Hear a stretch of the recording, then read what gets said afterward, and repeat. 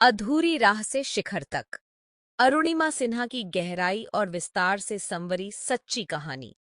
कभी उम्मीद, कभी चिंता। यूपी के एक छोटे से कस्बे की गलियों में जन्मी अरुणिमा का बचपन आम तो बिल्कुल नहीं था।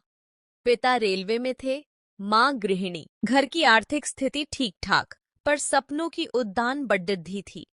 बचपन से वह भागकर खेलों के मैदान में पहुंचती और वहां से जुझारूपन लेकर लौटती। अरुणिमा को फुटबॉल और वॉलीबॉल बेहद पसंद थे। स्कूल में लड्डू के साथ खेलती तो आस पड़ी ढोस की बुआएं, दादी ठहाका लगाती। लड़कियों के काम, ये छोटे बाल, छोटे, ये काली पक्की स्किन, कौन शादी करेगा? मगर माँ के लिए बेटी का मन न टूटे, यही सबसे बड़ा मुकाम था। राज्य स्तरीय प्रतियोगिताएं, यूनिफॉर्म पहना बदन, आंखों में चमक। पिता कहते, खेलोगी तो खुद पर भरोसा आएगा। पर गांव में जिन लड़कियों हिस्से कभी मिट्टी भी नहीं थी, वो टूर्नामेंट की धूल फांक रही अरुणिमा को जीने की प्रेरणा बनते देखती थीं। 14 अप्रैल 2011, जैसे किसी ने भविष्य का पन्ना फाड़ दिया। लखनऊ से दिल्ली की ट्रेन यात्रा। अचानक डकैत चढ़े। हार न मानी, डटकर विरोध किया। जवाब में चलती ट्रेन से फेंक दिया गया। पटरी पर गिरी, दर्द से कराह रही। तभी दूसरी लाइन पर आती ट्रेन उसके ऊपर से गुजर गई। पल में पैर कटा। वो जो कभी मैदान की धूल थी, अब खून में सना प्लेटफॉर्म था। डॉक्टर्स ने कहा, पैर काटना पड़ेगा, वरना जिंदा नहीं रहेगी। अरुणिमा को यह नहीं, सबसे ज्यादा दर्द था मीडिया की हेडलाइन, विकलांग स्पोर्ट्स वुमन। लोग अफसोस जताते, कुछ दया दिखाते, लेकिन भीतर घटती हलचल, पीड़ा की उसकी पहचान अब अपंगता है, इसे कोई नहीं समझा। जब लोग रो रहे थे, अरुणिमा के मन में एक और आग थी। उसने अस्पताल में बिस्तर पर पड़े ठान लिया, मुझे कुछ ऐसा करना है कि वही लोग मुझे सिर उठाकर देखें। मैं माउंट एवरेस्ट पर चढ़ूंगी। सब हंसे। डॉक्टर बोले, ये दवाई का असर है। लेकिन माँ ने पहली बार बेटी की आंखों में वही पुरानी चमक देखी। भाई को रोते देखा तो बोली, अब की बार तेरी बहन दुनिया को बदलकर दिखाएगी। कटे पैर के नकली प्रोस्थेटिक से चलना सीखना। पहले दिन 7 बार गिरी, घुटने फट गए, डॉक्टर ताने मार गया। लेकिन एक माँ थी जो बांह पकड़ी ढकर बोली, गिरना कमजोरी नहीं, उठना जिंदा दिली है। ग्राउंड में ट्रेनिंग शुरू की। गिरना, उठना, दौड़ना, रोना, सब रोजमर्रा था। हर बार आंखें बंद कर एवरेस्ट की कल्पना करती, खुद को बर्फ और तूफान में देखती। मिलिए बछेंद्री से, पहली भारतीय महिला जिन्होंने एवरेस्ट फतह की थी। बछेंद्री जी ने पूरी टीम के साथ अरुणिमा को ट्रेनिंग दी, क्योंकि वहां सिर्फ शरीर नहीं, मन टूटने लगता है। अरुणिमा के साथ कई ऐसे साथी थे जो खुद सीमाओं से जूझ रहे थे, कोई आर्थिक, कोई पारिवारिक, कोई सामाजिक सीमाओं से। जहां जहां अरुणिमा किट लेकर पहुंचती, लोग सवाल पूछते, अब आगे क्या, तुझसे क्या होगा? एक पल को लगा, सच में क्या होगा? लेकिन बछेंद्री जी की बात याद आई, डर बाहर नहीं, मन के अंदर है। छोटी भी वही है। दिसंबर 2012 में अभियान शुरू हुआ।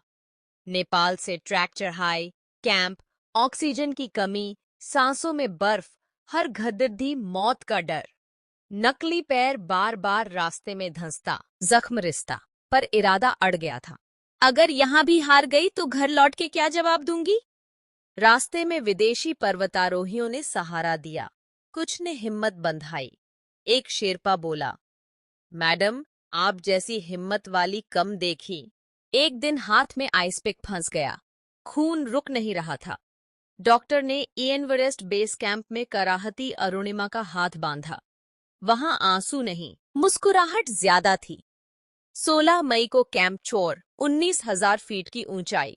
हर 6 कदम पर ऑक्सीजन खत्म होती।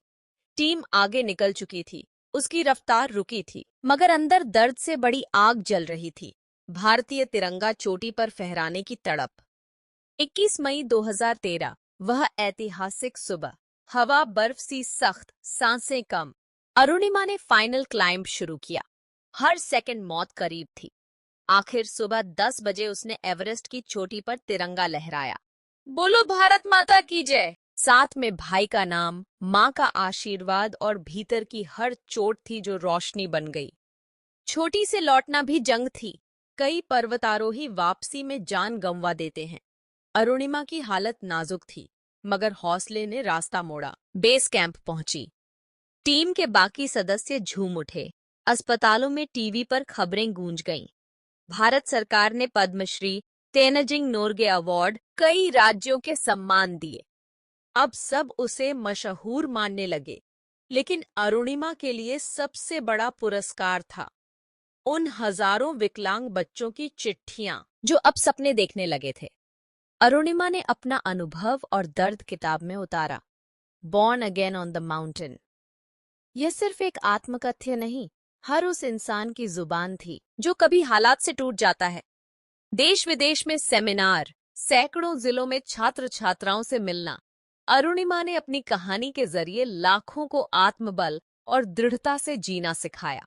2015 में अपना ट्रस्ट शुरू किया, शहीद चंद्रशेखर आजाद विकलांग ट्रस्ट, ताकि ऐसी घटनाएं किसी और की उम्मीद न छीन सकें। माँ को नया घर दिलाया, भाई को उसकी सपनों की पढ़ाई करवाई। अब वही लद्दकी जिसे कभी गांव की बुआएं काली और कैंची बाल वाली कहती थीं, अब हर माँ की कहानी में रोशनी बन गई थी। अरुणिमा अब सिर्फ एक पर्वतारोही या विकलांग महिला नहीं, वह बेटी, बहन, प्रेरणा, जुझारूपन और आत्मसम्मान की प्रतीक बन गई। आज वह बताती है, शरीर बाधा है, पर मन की ऊंचाई कोई नहीं छू सकता। लाइक, सब्सक्राइब और कमेंट करना न भूलें। चलिए आगे बढ़ते हैं। शिक्षा, मोरल। कई बार जिंदगी तुम्हें पटरी पर गिरा देती है, खुद का कोई हिस्सा छीन लेती है, लेकिन जो अपनी चिंगारी नहीं बुझने देते, वही सबसे ऊंची चोटियां भी पार कर जाते हैं। संघर्ष सिर्फ हालात से नहीं, खुद की सीमा को तोड़ने का नाम है। असली नायक वही है जो हारकर भी जीतने की हिम्मत रखे और अपनी चोटी पर सबका तिरंगा लगा सके। यह कहानी अरुणिमा की नहीं, हर उस व्यक्ति की है जो एक बार हारता है पर फिर खुद को जीतने की वजह देता है। चरम बिंदु यही है। कोई भी चोट, कोई भी कमी तुम्हारे सपनों से बढ़ती नहीं। लाइक, सब्सक्राइब और कमेंट करना न भूलें।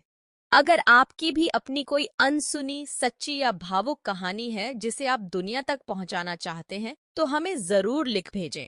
आप अपनी कहानी हमारे इंस्टाग्राम अकाउंट @deepthink पर मैसेज कर सकते हैं या इस पोस्ट के नीचे कमेंट करें।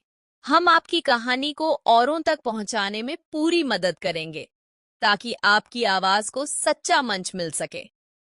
धन्यवाद।